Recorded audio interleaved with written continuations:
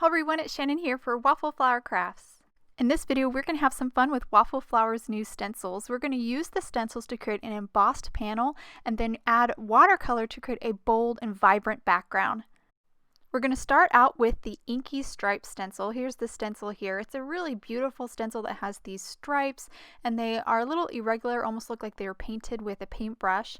I'm going to place the stencil over an A2 panel of watercolor paper. Once I get that stencil centered, I'll then grab a couple pieces of painter's tape, put it on either side to hold it down. Then I'm going to grab my Versamark ink pad and I'm going to press the ink pad directly onto the stencil, onto the paper to release that ink and get it in all of those negative spaces or those open spaces in the stencil. Now I'm going to remove the stencil, grab some gold embossing powder, then I'll carefully pick up my watercolor panel. I don't want to get any of that Versamark ink anywhere I don't want it by touching the ink with my fingers, and then I'll dip it into the gold embossing powder. Once I get that panel covered, then I will heat set it with my heat gun. Since I'm heat embossing on watercolor paper and watercolor paper is bumpy, my embossing is not as smooth and as even as I'd like it to look. So I'm actually going to heat emboss it a second time. I'm just going to grab my stencil, place it right on top, just line it up again. It's very easy to do.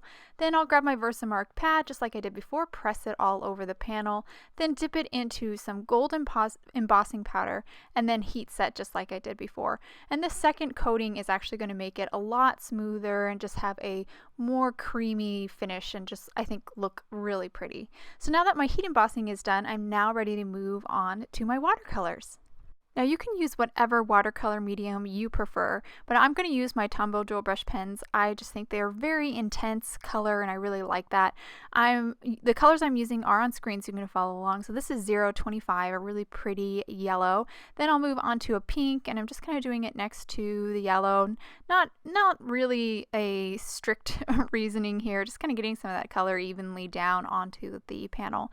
Then I'll move on to this really pretty kind of aqua color, get that down, and I'm kind of trying to sandwich the yellow here because my next color, this really dark blue, I don't really want to get it too close to any of the yellow, and I'm going to be a little less heavy-handed with that, put a little less of that just because it's so dark and intense and it'll eat up my lighter colors pretty good. So now that I've got that color down, I'm going to give my panel a few sprays to get that ink kind of moving and flowing and starting to mix, and then I'll grab my brush here and I'll move that paint around or that color around a little bit more if there's any white areas and it's not quite going in and filling those in.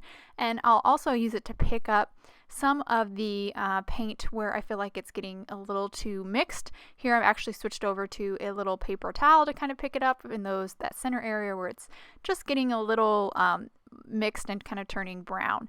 I'll set that aside now to dry, and while that's dry I'm going to move on to my sentiment. For my sentiment, I'm using the Big Dots Sentiment Stamp Set, and I am going to stamp it on some black cardstock, little scrap here. I've centered my sentiment. I'm going to put down some anti-static powder, then ink up my sentiment in Versamark ink, and then I'm going to dip it into my gold embossing powder again. Once I've tapped off the excess, I'll then heat set it with my heat tool, and then I will trim my sentiment down to a strip.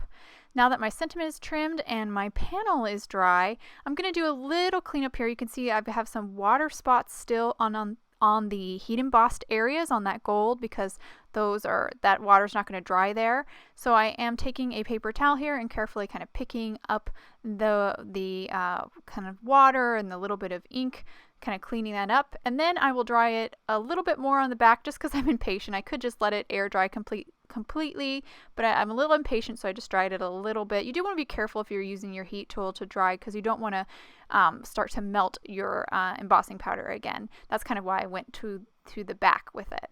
So I've trimmed my panel down a 1/4 of an inch on all the sides, so it's a little bit smaller. Now I'm going to add some glue to the back side, and then I'll center it here on the front of an A2 top folding black card base.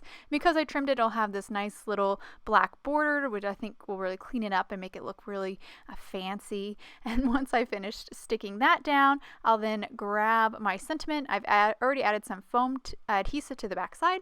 I'll just center it here and stick it down, and that will actually complete my card. And I'll hold it to the cameras and get a good look at this finished card. I really love how it turned out. I love how bold and and vibrant the colors are, and the contrast of that gold heat embossing I think is so pretty. Here's a second card I created with the same technique. I used the paint stroke stencils for this card and also used a sentiment from the Big Dot sentiment stamp set.